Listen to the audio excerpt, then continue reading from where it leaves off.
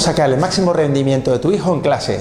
Si crees que porque tu hijo simplemente va a clase, ya va a prestar atención, ya va a aprender, ya va a llegar con el conocimiento aprendido, estás muy equivocado. Los niños muchas veces están en clase, están mirando las moscas, no están prestando atención, no tienen interés en la materia, están donde no quieren estar y sobre todo no saben cómo tienen que actuar en ese momento. El profesor se enfada, les gesticula, les da un grito, los cambia, pero realmente muchas veces no hay forma de llegar al fondo de la cuestión. Por ese motivo yo te voy a hacer unas recomendaciones para que tu hijo pueda sacarle el máximo rendimiento a su asistencia a clase. En primer lugar, te recomendaría que cuando tu hijo mañana vaya a ir a clase, el día anterior prepares las lecciones del día siguiente. Te recomiendo que abras el libro y le digas, a ver, ¿qué es lo próximo que se va a ver? Pues en la historia, este capítulo. Y te tomes la molestia de tener un breve repaso de esa materia futura con él, porque de esa manera él va a prestar atención y quizás despierte curiosidad, quizás vea lo interesante de la materia. Cuando le peguen el repaso ese, recuerda decirle, ¿cómo lo ves? ¿Lo ves interesante? ¿Te gusta? ¿Te parece que tiene sentido esto que te estoy contando? Después, incítale a que cuando tenga algo que no tenga claro, las dudas, las apunte en un papel. ¿Por qué no? Un papel, algo tan sencillo. Oye, que no sabes por qué motivo ocurrió esta cosa, venga, apúntalo ahí. Que esta fórmula no la entiendes bien, apúntalo ahí. Que el resultado no te da a ti igual que el cálculo del libro, apúntalo ahí. Y entonces el niño va al día siguiente con el temario medio conocido, ya todo le suena y además va con un papel donde tiene apuntadas las dudas.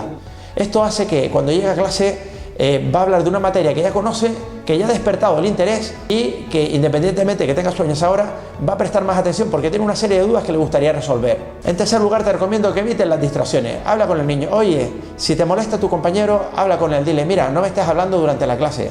Si resulta que él está sentado en una posición incómoda en clase o que le molesta la luz, habla con él, habla con el profesor.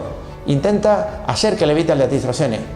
Hay una técnica que es la técnica de la araña. Una araña, cuando teje su tela, si tú vas y golpeas la tela con un palito, al principio se sobresalta, pero posteriormente, si te mantienes con frecuencia dándole golpes a la telaraña, la araña al final se acostumbra y entiende que es normal ese ruido, esa molestia.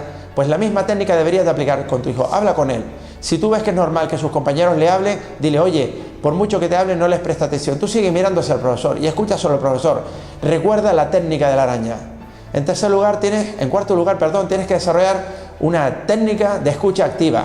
¿Cómo se desarrolla esto? Esto requiere que en otro capítulo lo expandamos, pero es importante que tu hijo sepa seleccionar la información que está escuchando, la que es importante de la que no. Igualmente también es importante que tu hijo desarrolle una técnica de notas activas. ¿Por qué? Pues porque de esa manera va a poder tomar notas. En sexto lugar, es súper importante que tu hijo tome una postura corporal adecuada en clase. Hay niños que se quedan mal colocados y la misma postura en sí te incita a que no prestes atención, te incita a que mires a otro lado. El cuerpo debe estar enfilado hacia el profesor. Hay niños que están en clase en postura ladeada, mirando a otro lado, niñas con los pies cruzados. Hay que intentar enseñarles a que mantengan una postura adecuada para que ellos puedan también prestar atención. Por otro lado, es importante que tu hijo, habiéndose preparado la lección el día anterior, presta atención a ver si las respuestas que se dan y las explicaciones por parte del profesor aclaran las dudas con las que él venía. En caso contrario, debe de sacar su papel y al terminar la clase o a mitad o cuando corresponde, levantar la mano y hacer las preguntas adecuadas. Aprovechar ese momento de enseñanza para sacar el máximo rendimiento.